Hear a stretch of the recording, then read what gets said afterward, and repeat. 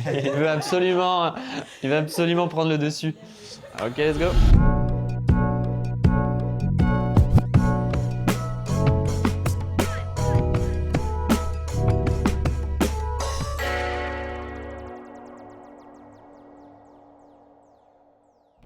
Eh bien, bonjour à tous et bienvenue pour ce nouvel épisode de Et si on en parlait. Épisode très spécial puisqu'on est avec un invité, Copa. Bonjour, salut tout le monde. Ça va Luc, tu vas bien? Ça va et toi? Merci de me recevoir, hein. Franchement c'est trop cool. Merci à toi surtout d'être Ouais. présent parmi nous. Du coup, je voulais commencer déjà par te demander concrètement, est-ce que tu pourrais te présenter rapidement avec 2-3 mots?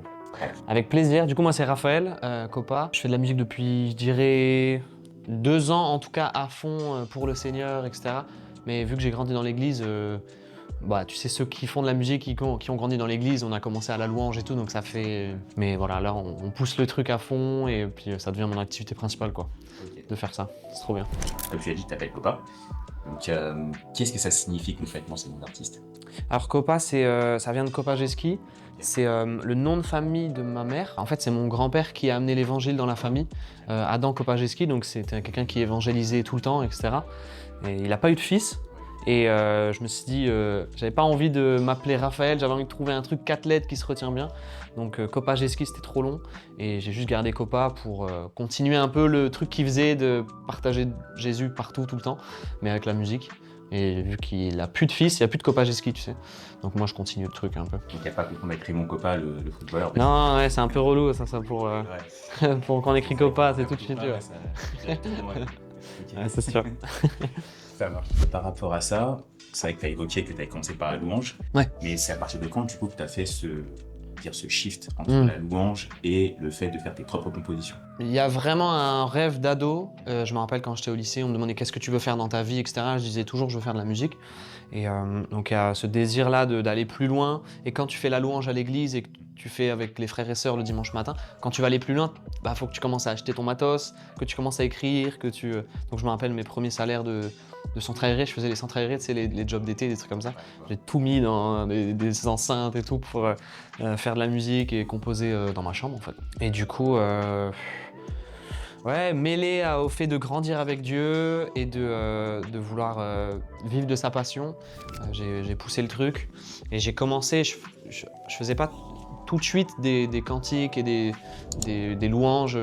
J'avais un peu envie de percer dans le monde, tu vois, de faire des chansons d'amour, des choses comme ça. Mais je me suis fait reprendre par le Seigneur. Et du coup, enfin voilà, je juge pas ceux qui font ça. C'est à chacun de saisir la mission que Dieu lui a donnée. Mais en tout cas, c'était pas pour moi. Et donc voilà, j'ai décidé de consacrer toute ma musique, ma voix, mes instruments, tout pour honorer le Seigneur, tout pour partager l'évangile en fait. Simplement. Répondre à l'appel finalement Exactement. le Seigneur t'a fait de partager ses Ouais. évangiles, de partager un petit peu ce que tu avais à cœur, quoi. Tu avais déjà des valeurs qui te parlaient comme l'amour. Ouais. Et moi, ce que je vois surtout, c'est que tu as pas mal de genres musicaux sur lesquels tu te balades. Mm. Donc là, récemment, j'avais vu sur Instagram que tu avais fait une reprise de louange avec la bossa nova. Oui. Mine de rien, c'est pas commun. Tu navigues entre le jazz, le R&B, enfin, pas mal de choses. Comment est-ce que tu arrives à construire ton identité musicale par rapport à tout ça? Ça, c'est une question technique, franchement. Je sais même pas dire. On va dire que je suis indécis. J'aime un peu tous les styles de musique, et puis d'un coup, je me prends de passion pour un style. Et je suis en mode, vas-y, j'ai envie d'avoir tous les codes de la bossa nova, par exemple, et de. Qui est là à fond. Ouais, c'est ça. Puis après, je passe à autre chose. Je me dis, oh, bon, j'ai envie de faire du rock. C'est un peu ça. Je sais pas si c'est. Mais après, ce qui est cool, c'est que j'ai envie d'encourager aussi les artistes et de. Enfin, c'est un peu le sens aussi de ce qu'on fait à l'église, que ce soit la musique ou un pasteur, où c'est de former les gens et d'aider les gens et d'accompagner les gens, de faire des disciples en fait. Ouais. Et le fait de savoir un peu toucher à tout fait que je pense que je suis capable de prendre un projet, de faire une instrumentale pour quelqu'un, et peu importe le style, je sais m'adapter quoi. Ok, parce que tu produis aussi en plus de faire de la musique, c'est ça? C'est ça. Ouais, c'est ça. À côté, ouais. Très versatile alors. Oui, ouais, c'est vrai. Bah là, avec la tournée, les concerts et tout, ça fait longtemps, mais j'ai vraiment à cœur de reprendre. Ouais. Venons-en à ton album, Yes. qui est sorti l'année dernière. Comment a été ta création? Enfin, comment est-ce que tu en es venu à créer ce projet? Mm. Et puis surtout, ça a été quoi ta grande source d'inspiration pour ça? L'inspiration première, c'est, tu vois, il y a un passage de la Bible, c'est l'Esprit du Seigneur est sur moi, il m'a oint, et il m'a consacré pour guérir les cœurs brisés, libérer les prisonniers, apporter aux captifs la liberté, j'ai peut-être confondu les deux, et redonner la vue aux aveugles. Et j'ai tombé sur une vidéo qui m'a chamboulé. À un moment donné, le gars, il parle, un pasteur, il parle à plein de gens qui font la louange. Il dit, votre appel, c'est pas de faire la louange. Votre appel, c'est pas de conduire les gens dans la présence de Dieu, c'est pas de, enfin, si, pardon, c'est pas de diriger les instruments pour gérer les temps de louange et tout. Votre appel, c'est ça, c'est de guérir les cœurs brisés, d'apporter la bonne nouvelle, de délivrer les captifs et d'ouvrir la vue aux gens. Et du coup, je me suis arrêté sur ce truc-là de l'aveuglement. Dans la Bible, tu vois, Jésus, il guérit plein d'aveugles. Et j'aime bien, c'est un double sens. Il y a la vue intérieure, enfin, il y a la vue des yeux et la vue intérieure. Et je voulais vraiment faire un truc assez comme album d'évangélisation, parce que le but c'est vraiment de partager l'évangile. De la chanson 1 à la 12, tu suis vraiment une histoire de quelqu'un qui ouvre les yeux petit à petit, et puis les chansons elles passent de très sombres à très lumineuses, et ça évolue comme si les yeux s'ouvraient au fur et à mesure. Et tu suis le cheminement c'est assez fictif, tu vois, mais c'est de quelqu'un qui choisit la pilule bleue. Choisis la pilule rouge au lieu de la pilule bleue.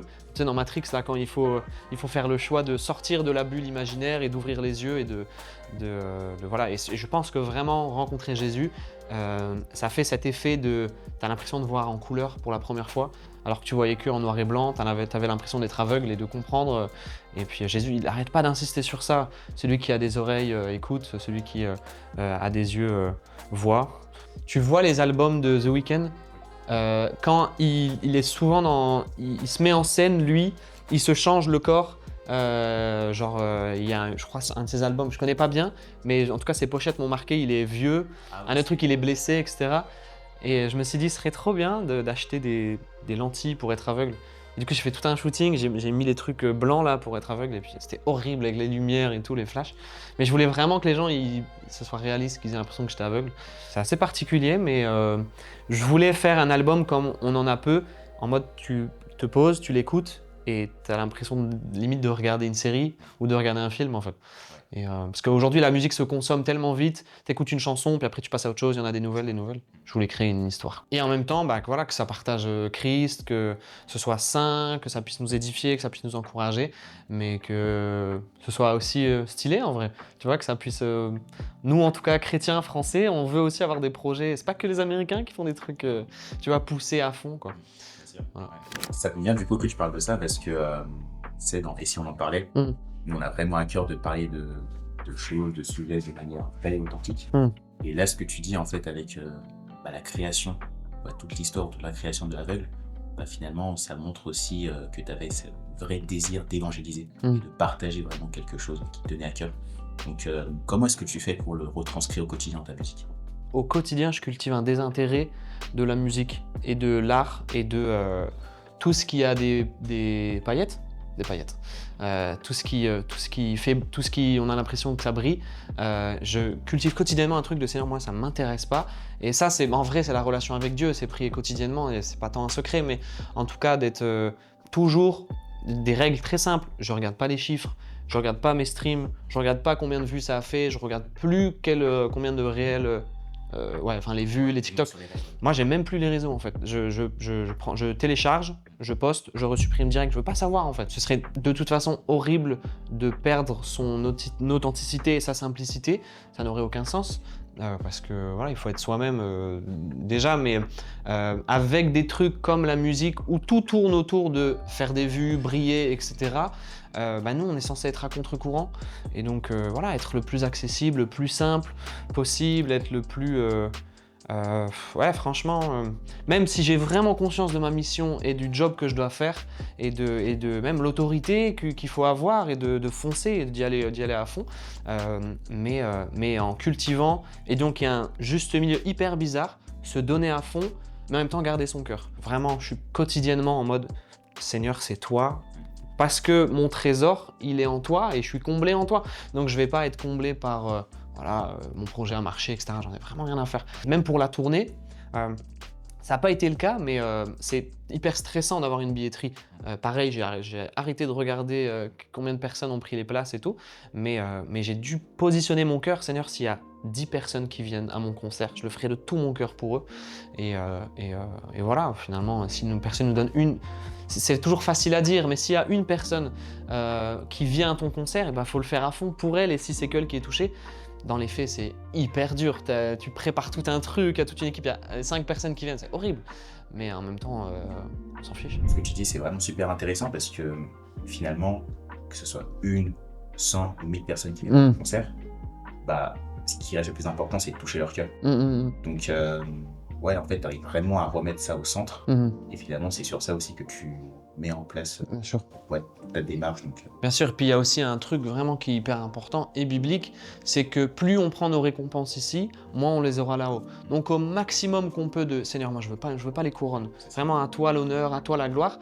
Et c'est facile à dire, mais concrètement dans ta vie, ça passe par « je veux pas trouver mon intérêt dans le fait de savoir que mon projet a marché, je veux pas savoir les récompenses ». Finalement, c'est des récompenses qu'on s'obtient, ça brille, ça marche, les gens veulent prendre des photos, les gens, etc., te regardent, veulent ton attention, etc. D'être en mode « Seigneur Jésus, moi je veux aucune couronne, vraiment que tout soit pour les couronnes célestes, quoi, tout simplement. » C'est important aussi de remettre dans le contexte de ce pourquoi on se voit aujourd'hui, parce que tu fais ta tournée, donc, le Copa Tour. Donc il y a un truc qui est super intéressant, c'est que tu as voulu en fait importer ta chambre directement sur scène. Est-ce que tu peux nous expliquer un petit peu pourquoi tu as voulu faire ça? La base de ça, de la chambre, c'est Matthieu 6,6. Quand tu pries, entre dans ta chambre, ferme ta porte, prie ton Dieu dans le lieu secret et ton Père qui te voit dans le secret te le rendra. Un peu comme je disais tout à l'heure sur la relation avec Dieu au quotidien, en fait, c'est mine de rien la base de nos vies. Et notre prière pour ce concert-là, tour de la tournée, c'est que les personnes puissent venir en pensant voir un concert et en fait ils se retrouvent dans un face-à-face avec Dieu, dans leur chambre, même si on est tous ensemble, on veut que les gens puissent rentrer dans leur chambre, c'est-à-dire dans leurs pensées, dans leur cœur, c'est un peu une métaphore. Et en fait, on fait juste la promotion du lieu secret en fait. C'est pour ça qu'on a reconstruit la chambre, on met les gens dans l'ambiance, mais en fait on raconte vraiment encore une fois une histoire et on veut les plonger dans ce truc qui est si simple et en même temps si pur, c'est juste passer du temps avec Dieu en fait. Et pourquoi c'était important pour toi vraiment de faire cette tournée, d'aller dans différentes villes, que ce soit en France, même en Suisse? Qu'est-ce qui t'a amené à te dire, bon ok, là, je ne veux pas juste faire un concert pour ma ville, je veux faire un concert pour plusieurs villes et vraiment pouvoir parler à un maximum de personnes.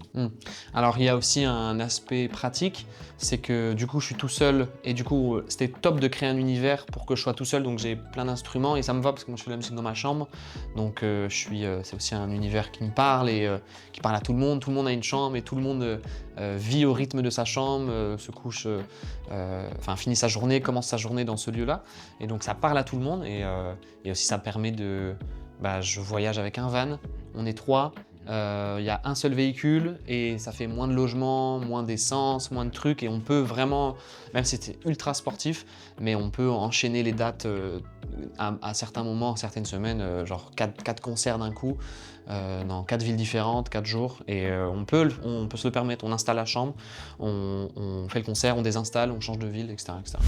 Merci à toi en tout cas pour cette discussion. C'est super intéressant. Et où est-ce qu'on pourrait te retrouver, donc, que ce soit pour écouter ta musique et même pour suivre un petit peu ton actualité? Écoute, merci pour l'invitation et si vous voulez suivre un peu ce que je fais de plus près, beaucoup forcément Instagram, TikTok, beaucoup YouTube aussi. Et puis sinon sur les plateformes de musique, Copa, K-O-P avec le haut barré parce que c'était déjà pris, bref, les détails. Mais voilà. Merci beaucoup, franchement, c'est très cool. C'est Loïc. Allez. Merci à vous en tout cas d'avoir suivi cet épisode. Et vous pouvez liker, partager, mettre la cloche et puis surtout en parler le plus de monde possible. Merci à vous.